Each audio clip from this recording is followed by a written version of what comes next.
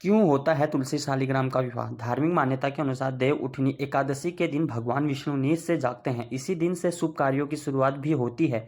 देव उठनी एकादशी से जुड़ी कई परंपराएं हैं। ऐसी एक परंपरा है तुलसी शालिग्राम विवाह की। शालिग्राम को भगवान विष्णु को एक ही स्वरूप माना जाता है। तुलसी शालिग्राम का विवाह क्यों होता है? इसकी शिव पुराण में एक कथा है जो इस प्रकार है। तुलसी शालिग्राम विवाह कथा।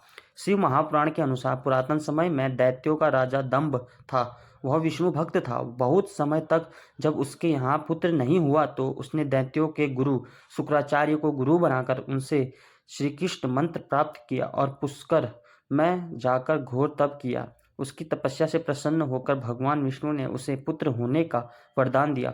भगवान विष्णु के वरदान स्वरूप दंभ के यहाँ पुत्र का जन्म हुआ। वास्तव में वह श्री कृष्ण के पार्षदों का अग्रणी सुदामा नामक गोप था, जिसे राजादि ने असुर योनि में जन्म लेने का श्राप दे दिया था। इसका नाम शंखचूर्ण रखा गया। जब शंखचूर्ण बड़ा हुआ तो उसने पुष्कर में जाकर ब्रह्मा जी को प्रसन्न करने के लिए घोर तपस्या की। शंखचूर्ण की तपस्या से प्रसन्न होकर ब्रह्मा जी प्रकट हुए और वर मांगने के लिए कहा। तब शंखचूर्ण ने वरदान मांगा कि मैं देवताओं के लिए अजय हो जाऊं। ब्रह्मा जी ने उसे वरदान दे दिया और कहा कि तुम बद्रीवन जाओ, वहां धर्मध्वज की पुत्री तुलसी तपस्या कर रही है, तुम उसके साथ विवाह कर लो। ब्रह्मा जी के कहने पर शंखचूर्ण बद्रीवन गया। वहां तपस्या कर रही तुलसी को देखकर वह भी आकर्षित हो गया। जब भगवान ब्रह्मा और वहां आए और उन्हें शंखचूर्ण को गांधर्व विधि से तुलसी से विवाह करने के लिए कहा। शंखचूर्ण ने ऐसा ही किया। इस प्रकार शंखचूर्ण व तुलसी सुखपूर्वक विहार करने लगे। शंखचूर्ण बहुत वीर था। उसने वरदान था कि देवता भी उसे हरा नहीं पाएंगे। उसने अपने बल पर देवताओं, असुरों, दानवों, राक्षसों, गंधर्वों, नागों, किन्नरों, मनुष्य तथा त्रिलोकी के सभी प्राणियों पर विजय प्राप्त कर ली। उसके राज्य में सभी सुखी थे। वे सदैव भगवान श्री कृष्ण की भक्ति में लीन रहता था। स्वर्ग के हाथ से निकल जाने पर देवता ब्रह्मा जी के पास गए और ब्रह्मा जी उन्हें लेकर भगवान विष्णु के पास गए। देवताओं की बात सुनकर भगवान विष्णु ने बोला कि शंखचूर्ण की मृत्यु भगवान शिव के त्रिशूल से निर्धारित है। यह जानकर सभी देवता भगवान शिव के पास आए। देवताओं की बात सुनकर भगवान शिव ने चित्ररथ नामक गण को अपना दूध बनाकर शंखचूर्ण के पास भेजा। चित्ररथ ने शंखचूर्ण को समझाया कि वह देवताओं को उनका राज लौटा दो, लेकिन शंखचूर्ण ने कहा कि महादेव के साथ युद्ध किए बिना मैं देवताओं को राज्य नहीं लौटाऊंगा। भगवान शिव को जब यह बात पता चली तो वे युद्ध के लिए अपनी सेना लेकर निकल पड़े। शंखचूर्ण भी युद्ध के लिए तैयार होकर रणभूमि में आ गया। देखते ही देखते देवता व दानव में घमासान युद्ध होने लगा। वरदान के कारण शंखचूर्ण को देवता हरा नहीं पा रहे थे। शंखचूर्ण और देवता का युद्ध सैकड़ों साल तक चलता रहा।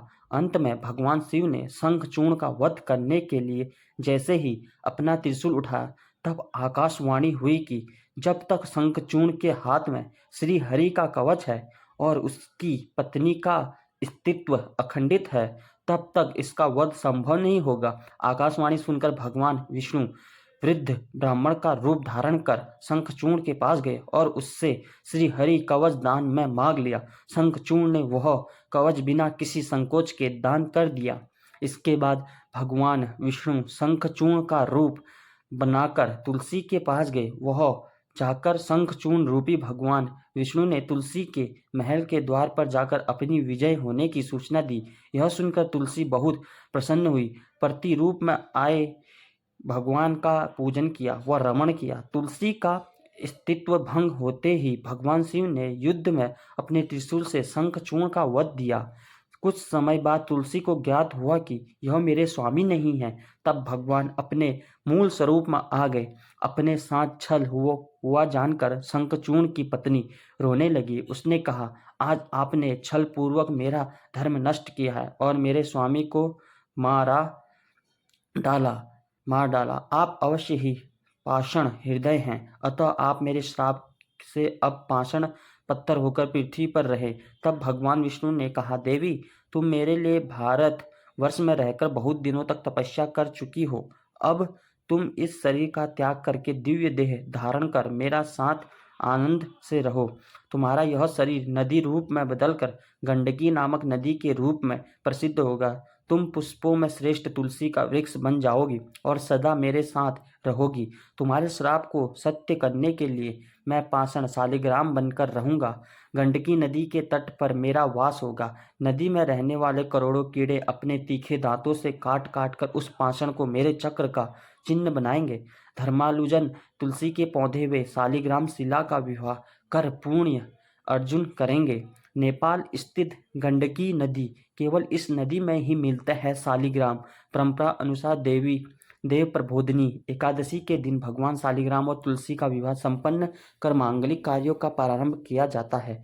मान्यता है कि तुलसी शालिग्राम विवाह करने से मनुष्य को अतुल्य पुण्य की प्राप्ति होती है। अगर आपको यह कहानी सही लगी तो मेरे चैनल को सब्सक्राइब कीजिए ऐसी नई नई वीडियो देखने के लिए। आप सभी का धन्यवाद। जय श्री राम दोस्तों, मिलते हैं जल्दी नई वीडियो के साथ।